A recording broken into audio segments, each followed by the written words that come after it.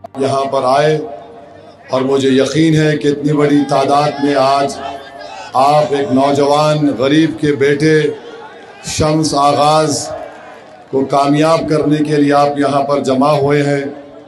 इंशाअल्लाह ताला मुझे यकीन है कि 11 तारीख़ के दिन आप अपना एक वोट मजलिस इत्तेहादुल मुस्लिमीन के पतंग छाप के निशान पर डालेंगे। मेरे अजीज़ दोस्तों और बुज़ुर्गों, 30-35 साल से यहाँ से आप एक ही पार्टी और एक ही परिवार के जिम्मेदारों को आपने कामयाब किया। मैं आपको ये बताना चाह रहा हूँ कि किशनगंज विधानसभा में बहुत से मसाइल हैं, बहुत सी तकालीफ हैं। अस्पताल का इंतज़ाम नहीं है, यहाँ पर ज़मीन की नदी की कटाव ताटबंद का काम नहीं होता, यहाँ पर नौजवानों की तालीम का कोई इंतज़ाम नहीं है।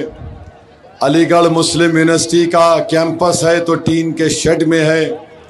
नौजवानों का पलायन नहीं रोका जाता और ख़ुद बिहार सरकार के आंकड़े ये बताते हैं कि किशनगंज ज़िले में अगर कोई माँ अपने पेट में एक बच्चे को 9 महीने रख के पैदा जब करती है तो 50% ऐसे बच्चे मौत हो जाती है, उनकी मौत हो जाती है।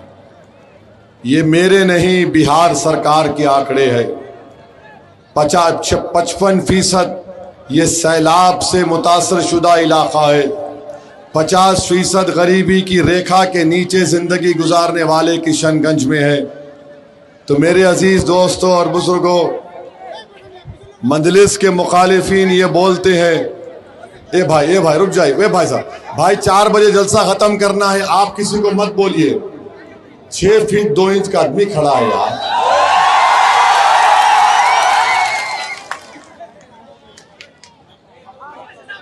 I love you.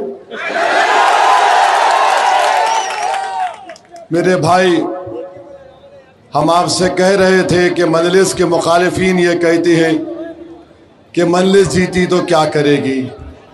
अरे भाई साहब, 30-35 साल से एक पार्टी का ही उम्मीदवार जीत रहा है और आप सिर्फ एक ही चीज पर वोट मांगते, फिरका परस्ती को रोको। मैं आपको ये कह रहा हूं कि हम वोट डालने वाली ATM की मशीन नहीं है या कोई गाय भैंस नहीं है कि दूध दे दिया घर में जाके बैठ जाएं। अगर आप वोट बैंक हैं तो फिर वे आपकी मर्जी, मगर अगर आप एक शहरी बनना चाहते हैं, भारत के सिटीजन बनना चाहते हैं, तो आपको वोट मजलिस को, पतंग छाप को देना है, क्योंकि जो शहरी होता है उसको हुकूक पूरे मिलते हैं। और यहां पर बार बार डराना, अरे वो आ जाएगा, ये आ जाएगा। मेरे भाई, मैं आपके सामने खड़े होकर कह रहा हूं, बीजेपी अगर सरकार में है, 3 बार मोदी प्रधानमंत्री बना, किसकी कमजोरियों की वजह से बना? ये नाम निहाद सेकुलर पार्टियों की कमजोरी से बना, मेरी कमजोरी नहीं। ये अपने गिरबान में झांक कर नहीं देखते, इल्जाम ओवैसी पर लगाते हैं। अरे तुम 400 सीट तुम लड़ते हो पार्लियामेंट के, बिहार के 230 सीट तुम लड़ते हो और तुम हार जाते हो। और कोई आकर कहते हैं कि जो पार्टी सरकार बनाएगी उसको वोट दो। अरे आखिरी बार कांग्रेस कब सरकार बनाई थी, हमको बताओ। तुमको याद भी है कि आखिरी बार कांग्रेस कब सरकार बनाई थी? राजद गठबंधन में है, 2004 में आखिरी मर्तबा सरकार बनाई थी, 2015 में मिलकर बनाए थे। उसके बाद नीतीश कुमार मोदी के साथ चाय पी लिए, भाजपा की सरकार बन गई। फिर तेजस्वी उप मुख्यमंत्री बने, नीतीश कुमार फिर मोदी को अपना भाई बना लिए। बताओ फिर बीजेपी को सत्ता कौन दे रहा है? जो सत्ता दे रहा है वो हमको गाली दे रहा है। मेरे अजीज दोस्तों और बुजुर्गों, हम आपसे अपील कर रहे हैं कि जो 3.5% का है वो कह रहा है कि मल्ला का बेटा उप मुख्यमंत्री होगा, और जो 17% है वो ओवैसी को गाली दे रहे हैं, वो ओवैसी को गाली दे रहे हैं। तो मैं आपके सामने खड़े होकर कह रहा हूं कि हमने जो जीडीए का अलायंस बनाया, अगर सीमांचल की जनता, किशनगंज विधानसभा की तमाम मोअज़्ज़िज़ लोग, नौजवान, हमारी माँ और बहनें मुत्तहिद हो जाएंगी तो इंशाअल्लाह ताला पटना की कुर्सी पर सीमांचल का बेटा बैठेगा। ये जज्बात में लाने के लिए नहीं कह रहा हूं, ये सच होगा इंशाअल्लाह ताला। मुझे यकीन है कि मेरे इस बोलने के बाद राजद और कांग्रेस की रात की नींद तो हराम हो जाएगी और वो आकर कहेंगे ये देखो ये भड़काऊ भाषण दे दिया। अरे भड़काऊ भाषण नहीं दे रहा हूं, सच्चाई को बयान कर रहा हूं। मेरा ख्वाब है, मेरी जुस्तजू है। अरे क्यों नहीं हो सकता, बराबर हो सकता है। आप एक नौजवान गरीब के बेटे को कामयाब करो जो एडवोकेट है। क्या ये काबिल नहीं है मुख्यमंत्री बनने के? बताओ, क्या ये काबिल नहीं है मुख्यमंत्री बनने के? क्या काबिलियत खानदान से पैदा होती या गरीबी की जुस्तजू से पैदा होती? क्या काबिलियत का मियार दौलत है या जो तकलीफ को देखकर जुल्म के खिलाफ आवाज उठाता है? कोई आकर बोलता है कि नहीं जो सरकार बना रहे हैं। अरे यूपी में तो आप सरकार बना ही नहीं पा रहे। 2014 का पार्लियामेंट इलेक्शन हार गए, 17 का विधानसभा हार गए, 19 का पार्लियामेंट हार गए, 22 का विधानसभा हार गए और बिहार में आके बोल रहे जो सत्ता पार्टी में आ सकती है उसको वोट दो। राजद कब सत्ता में आई थी? और ये गठबंधन से हमारा एक सवाल है, नरकटियागंज वहां पर गठबंधन ने दीपक यादव को टिकट दिया। अभी गूगल करो, दीपक यादव का नाम देखो। दीपक यादव विश्व हिंदू परिषद का है। दीपक यादव तलवार बांट रहा है और ओवैसी को गाली देते ये नफरत फैलाता है। अरे मैं सीमांचल में कलम बांटने का काम करना चाहता हूं, तुम जिसकी तारीफ कर रहे हो तलवार बांट रहा है।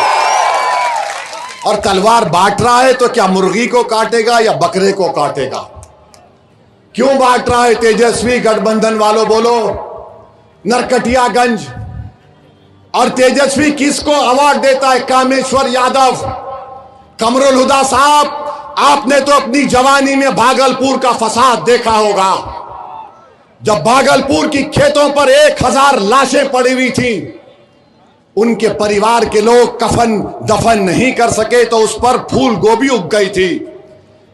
कामेश्वर यादव आरोपी था और ये यादव लालू परिवार उसको अवार्ड देता है। जाकर देखो दौरा बोरम, दरभंगा में कल चुनाव हो रहा है। अफजल खां को लालू ने टिकट दिया, अपने हाथ से बी फार्म दिया। तेजस्वी जाकर मुकेश सहनी के बड़े भाई संतोष के लिए बोलता अफजल को वोट मत दो, इसको वोट दो। हम 8 दिन से बोल रहे अफजल को धोखा दे रहा है। तो कल रात में मुकेश सहनी ने कहा कि हमको नहीं चाहिए। लालू लेटर लिख दिए निर्वाचन सदन को कि अफजल हमारी पार्टी का नहीं है। तुम इस तरह से 17% को बर्ताव करते हो। जाकर देखो एक और विधानसभा है जहां पर उसका नाम, एक मिनट, उसका नाम जो है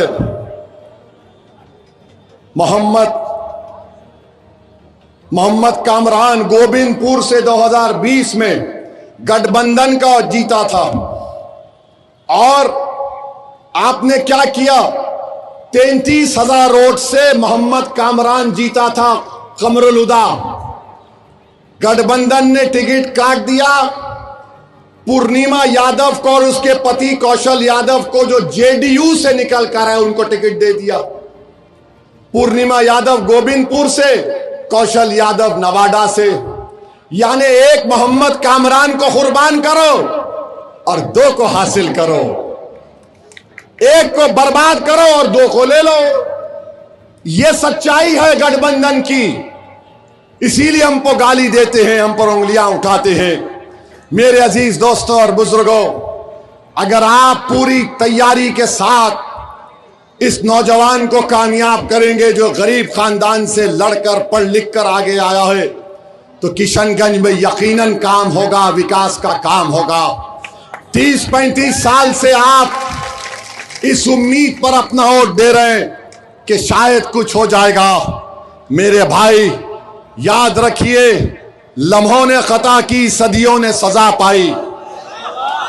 हमने कभी भी सीमांचल के मुफाद पर कॉम्प्रोमाइज नहीं किया। ये कांग्रेस पार्टी का एक सांसद बोलता है ओवैसी की जात क्या है, ओवैसी की जमीन क्या है, ओवैसी की दौलत क्या है। अरे सुन, मैं मुसलमान हूं, गयूर मुसलमान हूं। मैं रसूलुल्लाह सल्लल्लाहु अलैहि वसल्लम का उम्मती हूं। बहरूपिया बोलता है मेरा नाम मेरे अब्बा और अम्मा ने असदुद्दीन रखा, दीन का शेर के नाम से रखा। और तू पूछता है मेरी जमीन कितनी है। अरे पूरा सीमांचल मेरा है, बता तेरा क्या है। तुझे देखना है ना, आ कभी सीमांचल के किसी चौराहे पर तू ठहर जा, मैं भी ठहरता हूं, देखते हैं क्या तमाशा होता है। और बोलता है कि वहां से आया। भाई साहब, हमारे अब्बा, कायनात के अब्बा आदम अलैहिस्सलाम को जब अल्लाह ने दुनिया में भेजा तो वो कहां कदम रखे? भारत में रखे। तो अब्बा की जमीन हुई नहीं हुई? अब अब्बा की जमीन में मेरा हक नहीं है तो क्या तेरा हक होगा? जबान का मुकाबला मत करो, सच्चाई को बयान करो। तुम एक अपनी पार्टी के अध्यक्ष बनने के लिए ओवैसी को इस्तेमाल कर रहे हो। अरे ओवैसी को कोई इस्तेमाल नहीं कर सकता। भारत की पार्लियामेंट में देखा कि मोदी ने काला कानून लाया वक्फ का। हमने कांग्रेस, राजद, लोजपा, बीजेपी के एमपीज के सामने खड़े होकर कहा यह कानून वक्फ की जायदादों को छीनने के लिए बनाया गया है। यह कानून मस्जिद को और ये जो ईदगाह है उसको बर्बाद करने के लिए बनाया गया। संविधान के दलीलें देकर 128 पेज की रिपोर्ट देकर हमने मोदी, अमित शाह और नीतीश कुमार के एमपीज की आंखों में आकर डालकर कहा कि हम अकेले हैं मगर सीमांचल की जनता की आवाज हूं, भारत के 14 करोड़ की आवाज हूं और उनकी उम्मीद पर, उनके भरोसे पर कह रहा हूं यह कानून गलत है। उसको फाड़कर पार्लियामेंट के फर्श पर फेंक दिया। और आज आप हमको चरमपंथी बोलते हैं। चरमपंथी जिसके चेहरे पे दाढ़ी है, टोपी है। कमरुल हुदा कल अगर आप सुनिए, कल कमरुल हुदा दाढ़ी छोड़ लेंगे तो क्या चरमपंथी हो जाएंगे?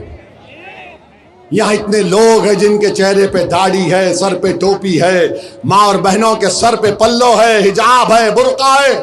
जो पटना का मुख्यमंत्री बनना चाहता है वो चरमपंथी बोलकर सीमांचल नहीं बल्कि 17% अल्पसंख्यक समाज की तौहीन किया है।